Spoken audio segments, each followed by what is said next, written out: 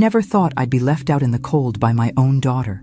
I never imagined the man she married would strip me of my dignity in my lowest moment, and that she would let him. But what they didn't know was that life had one last card for me to play. And when I played it, everything changed. Get ready, because what you're about to hear is not just a story, it's a reckoning. Comment below where you're watching from, and don't forget to subscribe to the channel for more stories like this. My name is Margaret. I'm 58 years old, and until not long ago, I believed in something called unconditional love, especially when it came to family. I built my life around my husband and our daughter, Amanda. Every meal I cooked, every holiday I planned, every dollar I saved was for them. When my husband passed from cancer last year, it felt like the floor vanished beneath me. But I told myself I still had Amanda. I still had my daughter. I sold the house my husband and I had built from scratch in Cedar Park, just north of Austin. Too many memories, too many nights waking up expecting to hear his voice calling from the kitchen. Amanda and her husband, Chad, offered me a place to stay for a while, or at least Amanda did. Chad barely looked up from his phone when I moved in. I tried not to make waves. I kept to my small room in the back. I cooked, cleaned, offered to run errands, trying to be helpful, trying to stay out of the way. But Chad had a way of making me feel unwanted. His eyes always carried this irritation, like I was a splinter under his skin. It started with the small things. He'd roll his eyes if I asked a question. He'd change the TV when I was mid-show. Once, I heard him mutter under his breath, "Freeloader," as he passed by me in the hall. I tried to convince myself I misheard, but deep down, I knew I hadn't. Amanda? She said nothing. I'd look to her for backup, for a word, anything. But she always played it down. He's stressed, she'd say. Work's been rough. I swallowed the shame and stayed quiet. That's what mothers do, right? But that night, that one night, it shattered me. We were at the dinner table. I had made chicken pot pie, his favorite. Amanda was scrolling on her phone, Chad sipping beer like he always did. The silence was heavy. Then, out of nowhere, Chad looked up and said, "You know, maybe it's time we stop pretending this is temporary. We're not a charity." Amanda froze. I stared at him. "What do you mean?" He smirked. "I mean, how long is this supposed to go on? You're not working. You're not contributing. We've got bills. We didn't sign up for extra mouths to feed." My breath caught. My heart was pounding. I turned to Amanda, desperate. "Amanda?" She wouldn't meet my eyes. "Maybe it's best," she mumbled, "if you find something more stable. For everyone's sake. Everyone's sake." I didn't scream, I didn't argue. I stood up, walked to my room, packed my things. 2 suitcases. That's all I had left of my life. I didn't even cry while I packed. The tears came later, when I stood outside their building, the wind biting through my coat, and realized I had nowhere to go. Amanda didn't walk me out. Chad didn't even bother pretending. I sat on the curb for an hour. My phone battery was dead. My heart was too. I remember thinking, this is what it feels like to be erased. That night, I checked into a motel, the kind where the wallpaper peels and the vending machine eats your change. I lay awake, staring at the ceiling, wondering how everything could turn so cold, wondering what I had done to deserve this kind of abandonment. The next morning, I sent Amanda a message. "I understand. I love you. Always." No reply. The next week, I sent another, then another. Birthdays, little updates, silence. 3 months passed. Each day felt longer than the last. I tried applying for jobs, anything. But no one wanted to hire a grieving widow in her late 50s with no recent work history. I considered cleaning houses, babysitting, but my body didn't move the way it used to. The loneliness, it was suffocating. And worse than that, the shame. I had given everything to that girl. How could she turn her back so easily? One evening, as I was going through a box of old family keepsakes, trying to feel close to something, anything, I found it. My mother's old diary. I hadn't read it in years, maybe never, but something pulled me to it.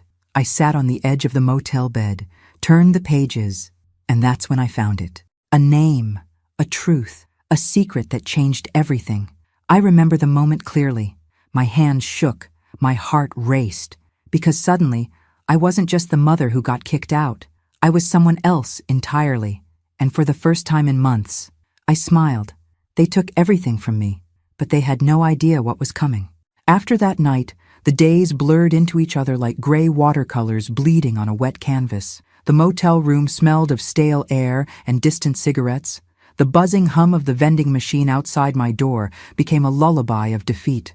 I stayed quiet. I didn't cry every night, but when I did, it was quiet. The kind of crying where your whole body trembles, but you keep it inside because no one's coming to comfort you.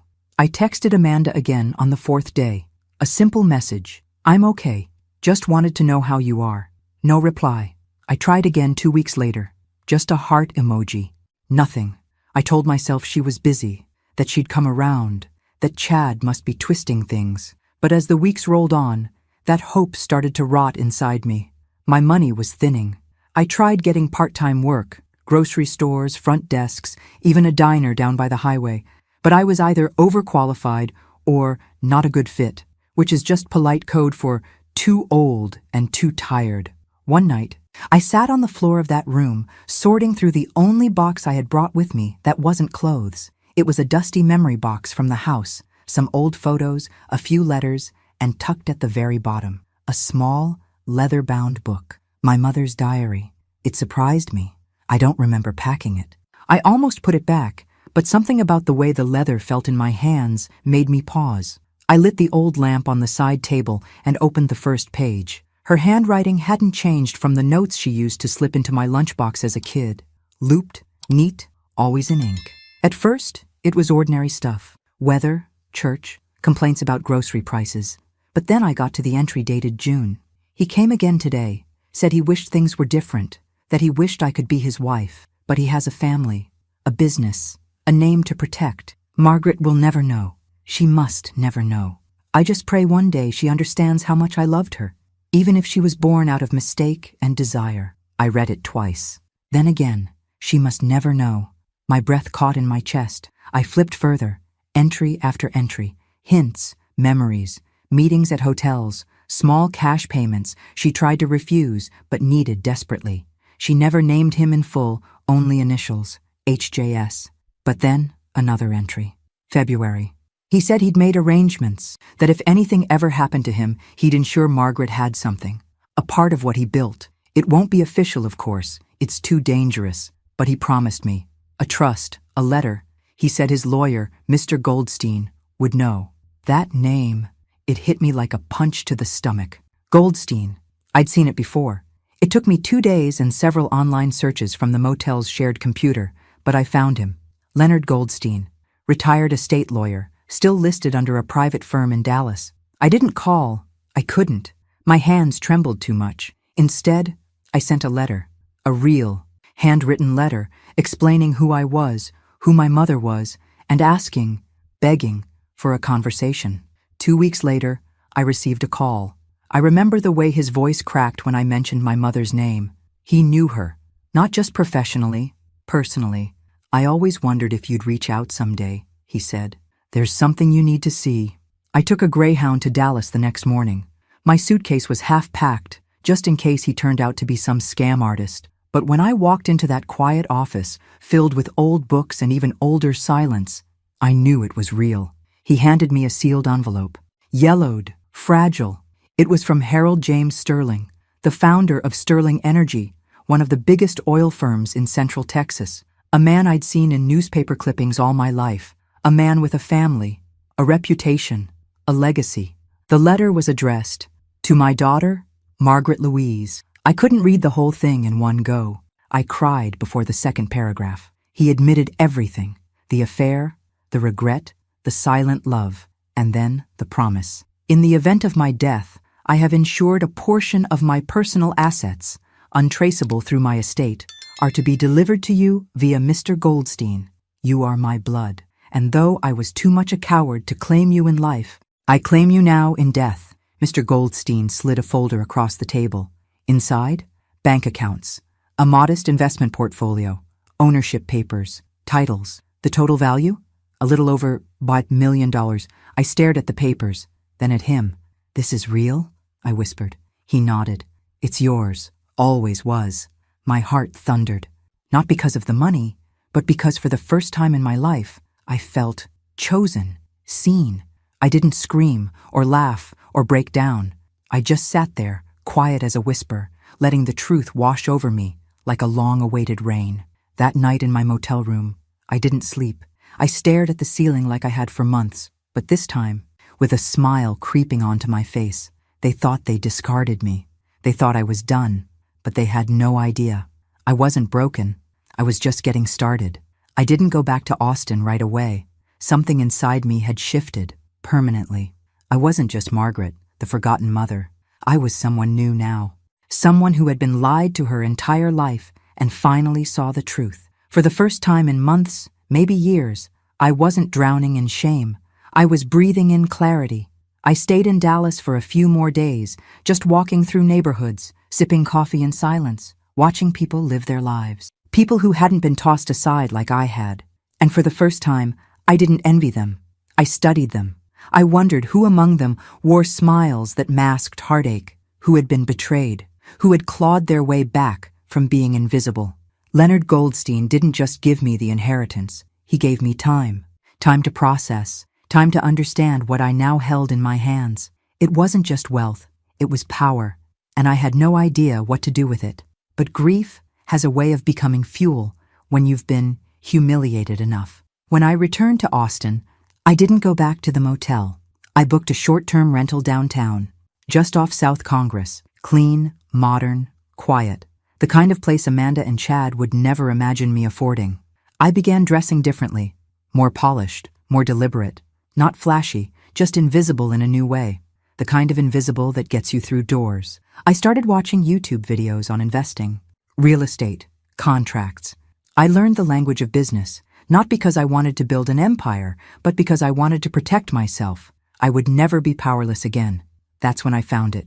The listing was buried on a real estate auction site, a unit apartment building in East Austin. A little run down, but structurally sound.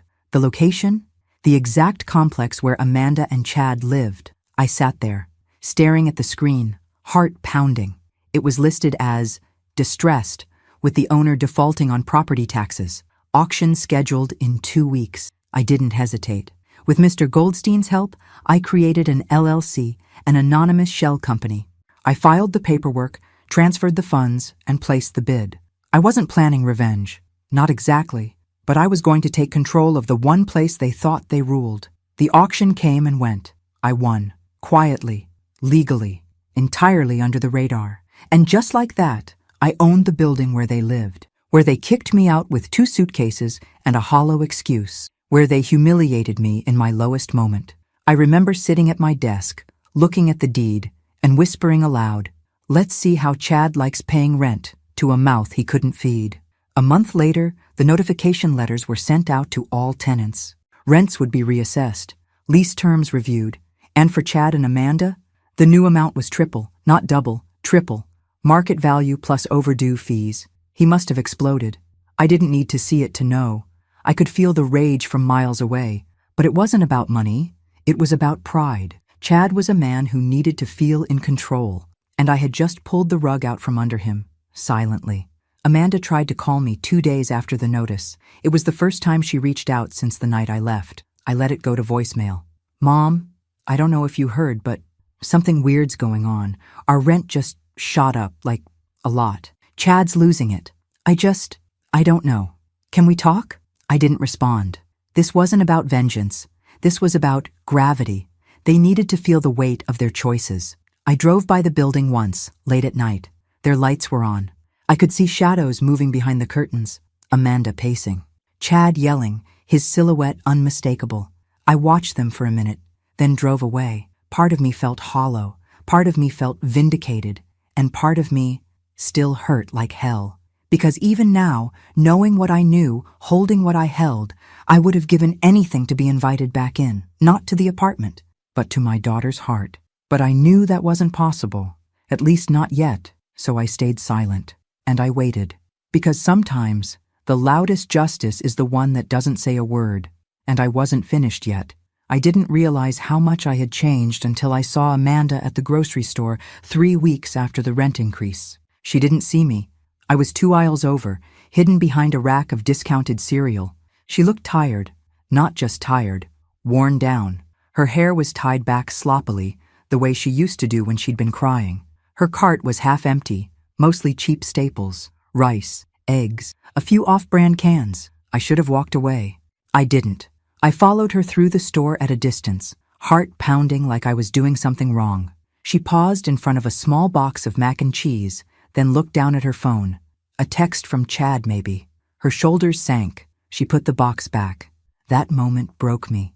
Not because I pitied her, but because I remembered the little girl who used to run to me crying when she scraped her knee, the one who asked me every night to check for monsters under her bed. And now, she was living with one. I drove home that day and sat on the couch in silence for hours. I stared at the window, thinking about how life had twisted us into strangers. But I reminded myself, this wasn't punishment. This was consequence. And consequence was long overdue. I had plans now. Not just the building, but a quiet, slow chess match. Every move calculated, every step thoughtful. With the LLC fully in place and the property legally transferred, I started repairs. Small ones at first. Leaks, broken locks, flickering lights. Chad never noticed. He was too distracted by the rent increase, yelling at the property manager by email, demanding answers. But I knew him, knew how his ego worked. He wasn't going to move. He'd see that as defeat. And Amanda? She'd follow his lead, as she always did. So I kept going. I changed the property signage, had a security camera installed near the lobby, updated the tenants' mailboxes, all under the name of my company, ML Holdings, short for Margaret Louise. No one knew who was behind it. Then came the notice, annual inspections, mandatory. Chad sent a furious response through the tenant portal, filled with empty threats and self-righteous indignation. I smiled reading it. He was unraveling, and I didn't need to lift a finger.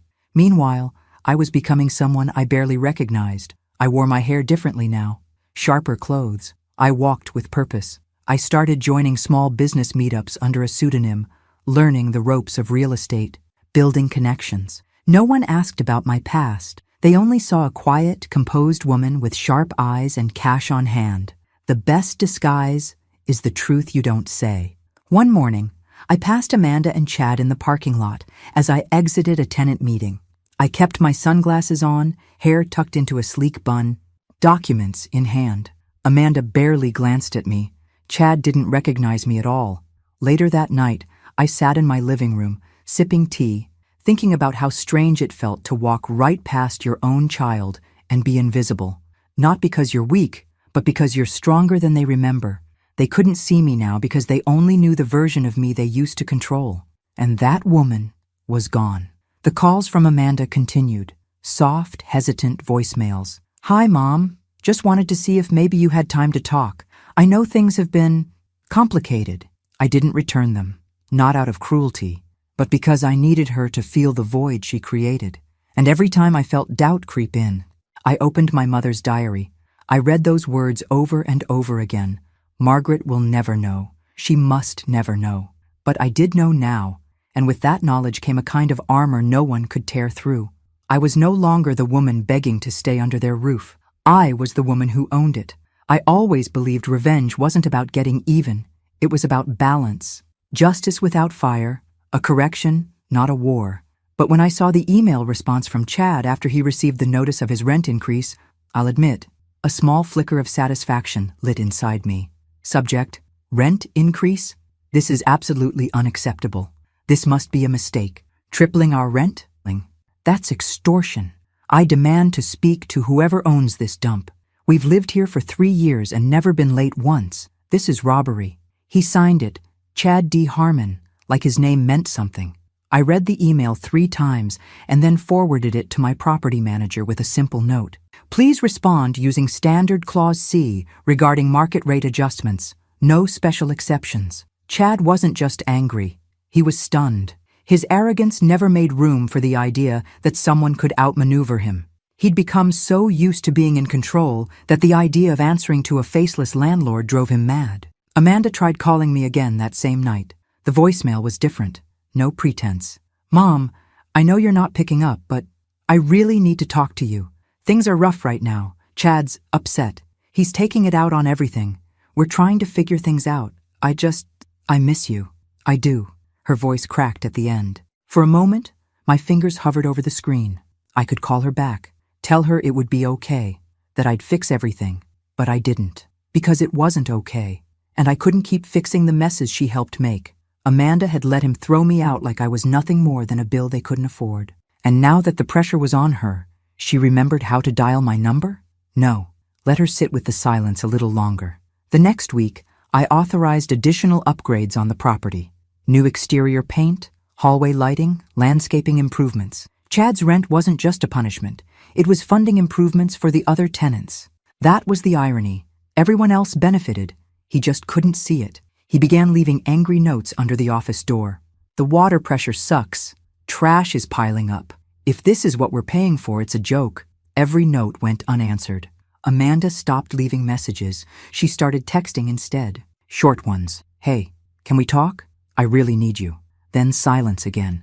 Meanwhile, I watched the bank statements roll in. ML Holdings was stable, profitable even. The other tenants were quiet, respectful, and paid on time. It was only Chad making noise, and Amanda, caught in his storm. But things changed when I received the quarterly report from the building manager. Attached were photos of Chad and Amanda's unit. The bathroom had mildew, kitchen tiles cracked, mail stacking up on the floor. They were cutting corners, living lean. I should have felt pity. Instead, I felt clarity. This wasn't just about rent. It was about power. And Chad was losing it fast. Word around the building was he'd started taking on extra hours at work. Amanda was seen crying on the back steps one afternoon by another tenant. They were unraveling from the inside out, and I didn't have to say a single word. That was the part I kept coming back to. For so long, I was the one begging to be heard, begging Amanda to see what Chad was, to see what she was becoming by standing beside him.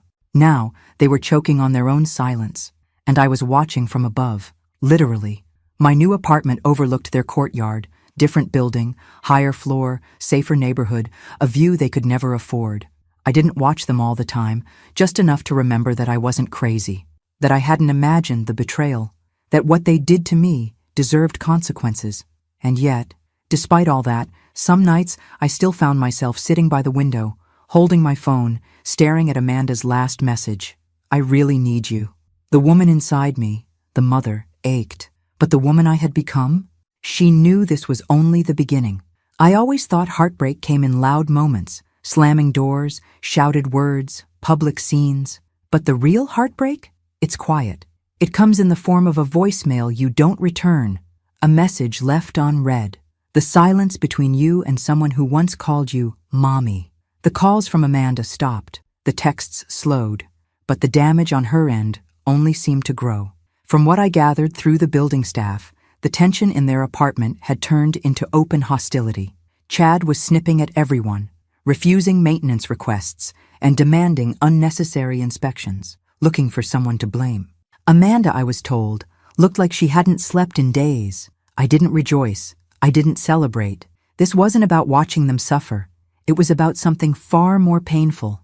Watching the daughter I raised willingly stay in a cage and call it love. One afternoon, my property manager sent over a report after a noise complaint. The neighbor downstairs had heard a heated argument, shouting, something about losing control and, "This is all your fault." Chad had stormed out and didn't come back until the next morning. Amanda stayed locked inside the apartment the whole night, lights off, curtains closed. I waited, not for Chad, for her. It took 2 more days, 2 long, aching days. Then, just as the sun was dipping behind the trees one evening, my building's intercom buzzed. "Hi, this is Amanda Harmon. I was wondering if my mom lives here?" My heart stopped. I didn't answer right away. I just watched the screen, frozen. Then slowly, I pressed the door release. 10 minutes later, a soft knock echoed at my apartment door. When I opened it, she stood there looking like a shadow of the girl I raised, pale, makeup smudged, wrinkles in her shirt. She looked 20 years older than she was. We stared at each other for a long time. Neither of us spoke. Finally, she let out a breath. "Hi, Mom." I stepped aside. She walked in slowly, like she wasn't sure she was allowed to. The room was silent except for the clink of teacups as I prepared 2 mugs. I didn't ask why she was there. I didn't ask how she was. I just handed her the tea, sat down across from her, and waited. "I don't know where to start," she said, her voice barely above a whisper. I said nothing. She looked down. He's not easy. He's angry all the time. Blames the rent. Blames me. Blames the dog next door, for God's sake. Still, I stayed silent. I thought I was doing the right thing. Back then, when we asked you to leave, asked, as if I had a choice. I just wanted to keep the peace. I didn't want more conflict. Chad said, she paused. He said you'd never leave unless we pushed you. And God, I hate myself for agreeing. I took a sip of tea. I miss you, she whispered, but I don't know how to fix it. I studied her face. Every line, every flinch. She was looking for forgiveness, but afraid to ask for it. So I gave her the only thing I could, silence. Because sometimes silence is safer than the truth. We sat like that for nearly an hour. She didn't ask for money. She didn't ask for help. She just wanted to be near me. And I let her. When she finally stood to leave, she reached for my hand. I'm sorry, she said, for everything. I didn't say it back. I just held her hand a little longer than she expected. She pulled away first, and then, with tears welling up in her eyes, she walked out the door. I didn't cry. But the second the door clicked shut, I sank into my chair, holding the warmth of her teacup in my palms like a lifeline. She had come. She had looked me in the eye. And now I knew. The cracks were finally starting to show. The thing about power, real power, is that you never have to raise your voice to use it. You don't slam doors or shout threats. You just pull a string here, close a door there, and watch the ones who underestimated you start to squirm. And Chad? He was squirming. After Amanda's visit, things grew darker in that apartment. I didn't need a camera to know it. You can feel a house unraveling if you listen closely enough. The maintenance team told me Chad had become unhinged, storming down to the management office twice a week, demanding to know who owned the building. He wanted names. He wanted a face. He wanted someone to blame. The fact that he didn't have one? That made him spiral. He started digging. I knew he would. Chad wasn't the type to accept defeat quietly. I'd seen the way he used to search Amanda's phone when she took too long at the store. The way he checked her receipts, commented on how long she took to run errands. Possessive didn't even begin to cover it. So when he started poking around for the name behind ML Holdings, I was ready. He started by trying to look up the LLC, standard. But my lawyer had filed everything through a privacy trust. No names, no leads. Then came the phishing emails to my property manager. Pretend to be a tenant. Ask who owns the building. Sloppy. Desperate. He even called the title office, pretending to be a lawyer representing another property. The clerk flagged it and reported it straight to us. And when those routes failed, he turned inward. Amanda. I don't know what happened exactly, but one of the neighbors called the management office and asked if someone could check on the Harmons. She said she heard glass breaking. Raised voices. The kind of anger that doesn't just come from bills, it comes from fear. The maintenance man went up there. No one answered. But through the door, he could hear Chad pacing, muttering, Amanda crying. The silence afterward was heavier than the yelling. A few days later, I received a strange envelope. No name on the outside. No return address. Inside, a note. I know what you're doing. You think you're clever, but you don't scare me. I'll find out who you are, and when I do, you'll regret it. No signature, but I recognized the handwriting. Chad wrote like he spoke, angry, uneven, pressing too hard on the paper. I sat there with the letter in my hands, heart thudding, not out of fear, out of memory, because it took me back to the moment he stood in that kitchen and looked me in the eye like I was dirt beneath his feet, the way Amanda stood beside him, not just silent, but complicit. And now, he was the one grasping at shadows, choking on uncertainty, screaming into the void. It was poetic, but it was also dangerous. So I doubled down. I had my lawyer contact building security. We installed more surveillance, discreet, legal, routine. I made sure the other tenants were protected. The building wasn't going to fall apart because one man couldn't handle the weight of his own cruelty. And Amanda? She didn't call again. But I heard from the building manager that she'd been walking to work. Her car had been sold. Their utilities were being cut back. Lights off by PM. No heat some nights. The cracks weren't just in their relationship. They were in their survival. And yet, through it all, I kept my distance. Because this wasn't about revenge. It was about resolution. Letting Chad's world shrink until he realized how small he really was. And letting Amanda decide, would she stay in the cage or find the key I'd placed right in front of her. I knew she wasn't ready yet, but the walls were closing in, and secrets have a way of leaking through cracks. I didn't expect the knock on my door that night.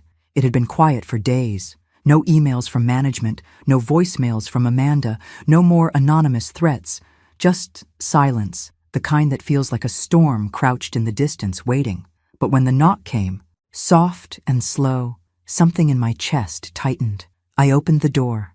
Amanda stood there, soaked from the rain, a grocery bag clutched to her chest like it was the only thing keeping her upright. Her eyes were red and her mouth opened, but nothing came out. She looked like she had run out of words days ago. I stepped aside. She walked in slowly, dripping water on the hardwood floor. I handed her a towel, and we moved without speaking. I warmed the kettle, poured 2 mugs of chamomile tea. She sat on the edge of the couch like she didn't want to stay long, like she didn't deserve to, and maybe she didn't. She stared into her cup, eyes hollow. "He's not who I thought he was," she said finally. I stayed quiet.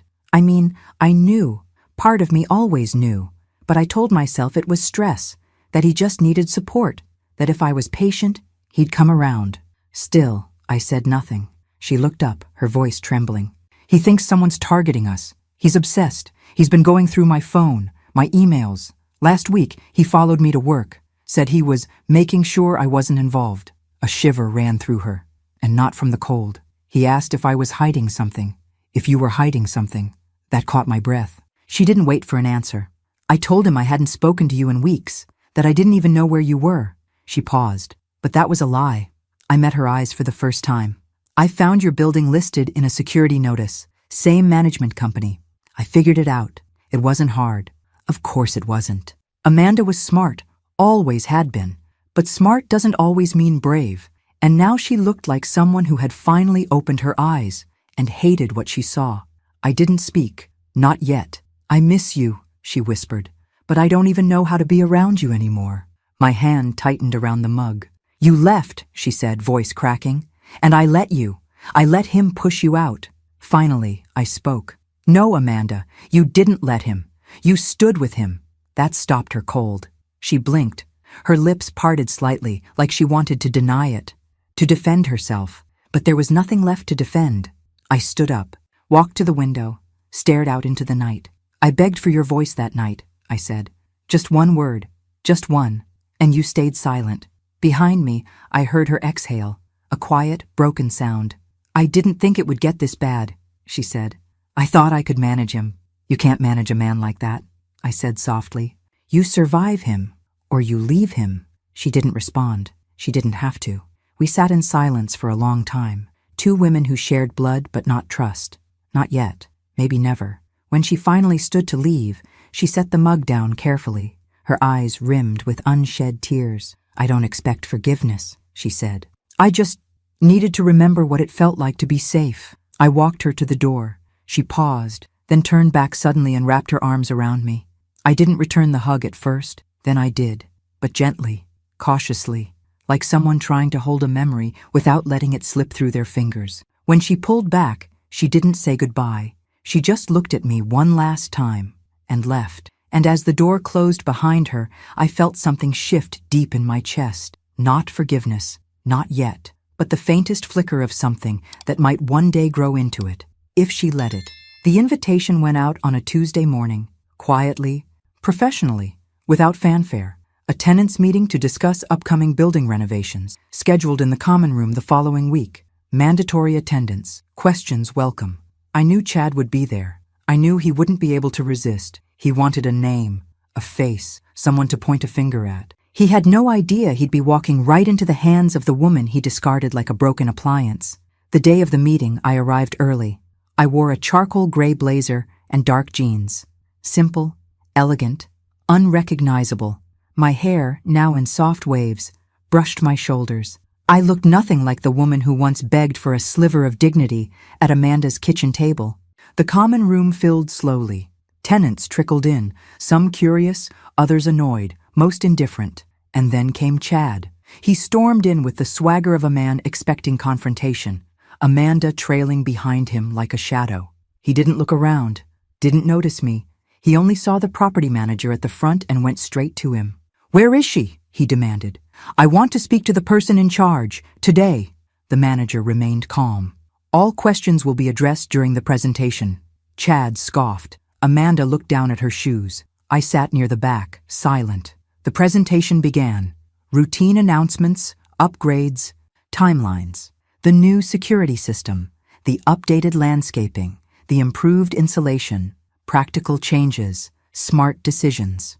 All funded in part by the very rent Chad had so bitterly protested. Then the manager paused. "We'd like to thank ML Holdings for their commitment to revitalizing the property and prioritizing tenant comfort. The owner is here today should anyone have questions." I stood up. The room turned. I walked slowly toward the front, calm, steady. Every step a quiet drumbeat in my chest. Chad's face twisted in confusion, then disbelief. Amanda's mouth parted in shock. I turned to the room. "Good evening," I said. "My name is Margaret. I'm the owner of this building." You could hear a pin drop. Chad stood up so fast his chair scraped the floor. "You? This is a joke. What kind of game is this?" I looked at him, really looked at him, and saw the cracks he had tried to hide, the sweat behind his collar, the puffiness under his eyes, the panic. "No game," I said softly. "Just business." He took a step forward. "You manipulated this. You've been behind this the whole time. You raised our rent. You're trying to ruin us." I held my ground. "I gave you a roof. I made improvements. I treated every tenant equally. What I didn't do was forget." He opened his mouth to speak, but I turned back to the group. "If anyone has questions about the changes or improvements, I'm happy to answer them after the meeting. Thank you." I stepped aside. The meeting resumed, but the tension never left the air. Chad didn't sit down. He just stood there, trembling, furious. Amanda sat with her hands clasped tightly in her lap, eyes wide and wet. When the meeting ended, tenants came to me, shaking hands, asking questions, thanking me. Some had suspected. Most had no idea. Chad waited until the room emptied. Then he marched toward me. "You think you've won," he hissed. "But this is nothing. You've made an enemy." I stared at him, eyes level. "No, Chad, I didn't make anything. You did. The day you looked me in the eye and treated me like I didn't matter." Amanda stepped between us. "Chad, stop." He turned to her, shocked. "What did you just—" "I said stop," she repeated louder this time. "She's not your enemy. She never was." "You are?" He looked at her like she'd struck him, and in a way, she had. Amanda turned to me, her voice trembling. "I didn't know, I swear, about the building, the money, any of it." I nodded. "I know. Why didn't you tell me?" "Because you had to see it, not just hear it." She blinked back tears. Chad scoffed, stepping back. "You two deserve each other." "No," I said quietly. "She deserves better." Then I turned and walked away, and for the first time since that awful night in their kitchen, I felt something shift inside me. Not revenge, not satisfaction, but power, quiet, firm, and entirely mine. Amanda showed up at my door again 4 days later, this time holding something in her hands that made my knees buckle the second I saw it. A book, faded leather, corner torn, the spine barely holding. My mother's diary. I opened the door without a word. She stepped in, eyes wide, her breath shaky. "I found it in my closet," she said. "The last time I visited you. You must have left it behind." She placed it on the coffee table like it was sacred, and for me, it was. I read it. My heart stopped. "I wasn't trying to pry," she rushed, "but I recognized her handwriting. I was looking for something that made sense." Silence fell between us like a curtain, heavy, still. "I didn't know about Harold Sterling," she whispered, "or the money, or the trust, or any of it." I nodded once, slowly. "I didn't know either, not until I had nothing else to lose." Her voice broke. "Mom, why didn't you tell me? Why did you let me believe you were helpless?" I looked her in the eye, and for once, she didn't look away. "Because I was helpless. The night you closed the door on me, I didn't have a plan. I didn't have money. I didn't even have a place to cry where someone wouldn't knock and tell me to keep it down." Amanda winced. "I found the diary at my lowest point, when I was counting coins to eat dinner, when I hadn't spoken to anyone in a week. That diary, it didn't just tell me who I was. It reminded me that I mattered, that my mother didn't just love me. She fought for me, silently, without ever being able to show it."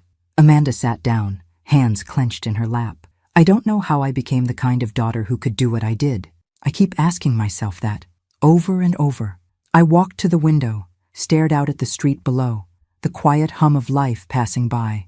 You didn't become her all at once, I said.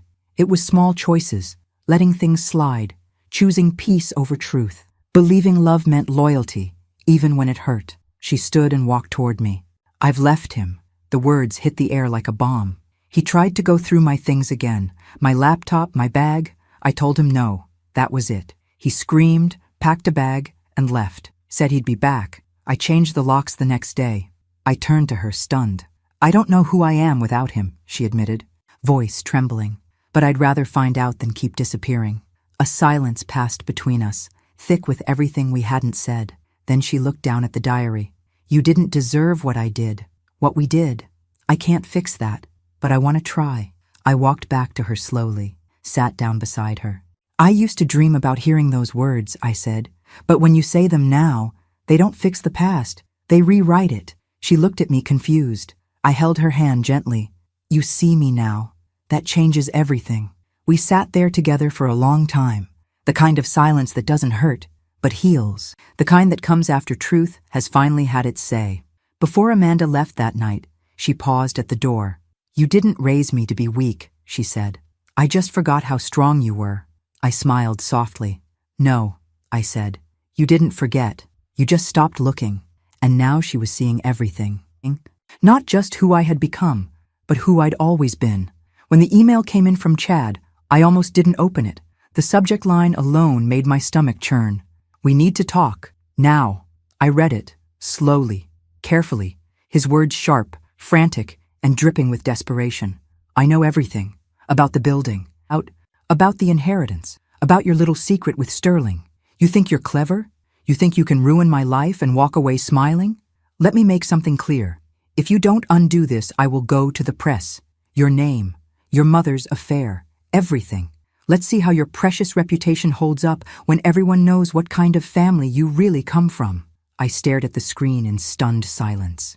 He had finally connected the dots. Somehow, through Amanda or his own digging, he'd discovered the truth. But I wasn't afraid, because I had planned for this moment since the day I bought the building. I forwarded the email to my attorney. By the next morning, Chad received a cease and desist letter. In it were records of every threatening message he had sent to the property office, the falsified documents he tried to submit under a fake law firm, and the tampered emails we had quietly traced back to his IP address. There were tenant complaints, maintenance sabotage logs, and even audio clips of his rants from public spaces around the building. We didn't need to press criminal charges. Just one defamation and harassment suit was enough. He panicked, and I knew it because Amanda called me 2 days later. He's gone, she said, her voice shaking. Packed up while I was at work. Left a note saying he was being hunted. Said you ruined his life. He ruined his own, I said quietly. Amanda was silent. Then, I'm sorry. Again, for ever thinking he deserved my silence. You were scared, I replied. I've been there. Fear makes you small, but you don't have to stay that way. It wasn't long before Chad tried to retaliate, posting vague rants on social media, implying corruption, betrayal. He never named names. He couldn't afford to. Not after the second letter from my attorney threatened legal action for every word he published. He went quiet after that. Publicly, at least. Privately, I knew he'd never forget the day he realized the woman he kicked out with 2 suitcases and a tired face now owned the roof over his head, the lease under his name, and the keys to every locked door he once slammed in mine. Amanda, on the other hand, was transforming. She moved out of the unit within a month, found a small studio near her job, started therapy, joined a community art class. She even painted something for me, an abstract of a phoenix in dark reds and golds. I hung it above my fireplace. We talked more often now. Not every day, but when we did, it was real, honest, no more pretending. The last piece of the puzzle came in an envelope. Another letter, this one from Mr. Goldstein. Congratulations, Margaret. The building has officially been transferred. The final tenants have signed new agreements. The lawsuit against Mr. Harmon has been resolved in your favor. You are now free to sell, hold, or restructure as you see fit. I folded the letter carefully, held it to my chest. This wasn't just about money, or property, or revenge. This was about truth, about reclaiming my name, my story, my strength. The next morning, I called a realtor. I was ready to close the last chapter and open the door to a life I no longer had to survive. I could finally live it, on my terms. I sold the building in late spring. The final paperwork was signed on a bright, cloudless Tuesday. No fanfare, no ceremony, just a quiet click of a pen, a firm handshake, and the weight of 3 years of grief, betrayal, and silence finally lifting off my shoulders. The money was wired to my account the next day, but I didn't celebrate. Instead, I wrote a check, a large one. Half of the proceeds went to a local shelter for women and children in crisis. The kind of place I wish I had known existed the night I stood on that curb with 2 suitcases and no one to call. I asked them to build a wing named after my mother, the Eleanor House. It was my way of honoring the woman who gave me strength in silence, who hid a lifetime of secrets so that I could one day discover the truth and become something more than what the world expected. The other half? I used it to buy a small house. It wasn't extravagant, just a charming little 2-bedroom on the same street where I grew up in Cedar Park. Oak trees out front, a porch swing, enough space for quiet, for healing, for growing tomatoes if I ever felt like trying. The day I moved in, Amanda helped carry boxes. She didn't say much, neither did I. But after we finished unpacking, she sat beside me on the porch swing, legs tucked under her, eyes scanning the street like she was trying to recognize the girl she used to be. "I remember riding my bike here," she said softly. "Before everything got complicated." I nodded. "You were always safe here," I told her.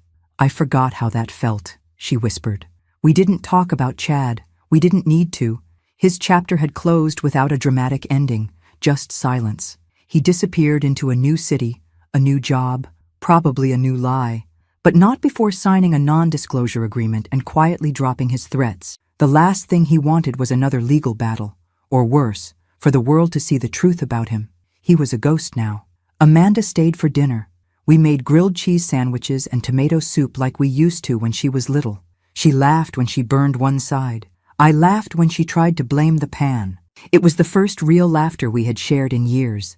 That night, after she left, I stood at the window, holding a cup of tea in both hands, watching the moonlight stretch across the front lawn. And for the first time in a long, long time, I said the words out loud. "I forgive you."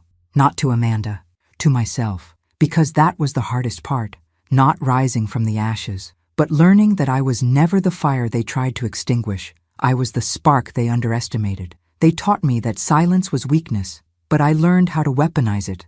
They tried to erase me, and I became someone they could never forget.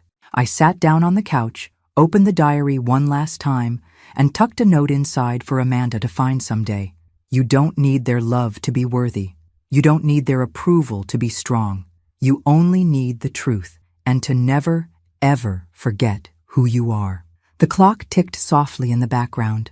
My tea grew cold in my hands, but my heart, it was finally warm.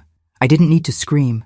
I didn't need to win. I just needed to be who I was all along, and now, finally, I was home.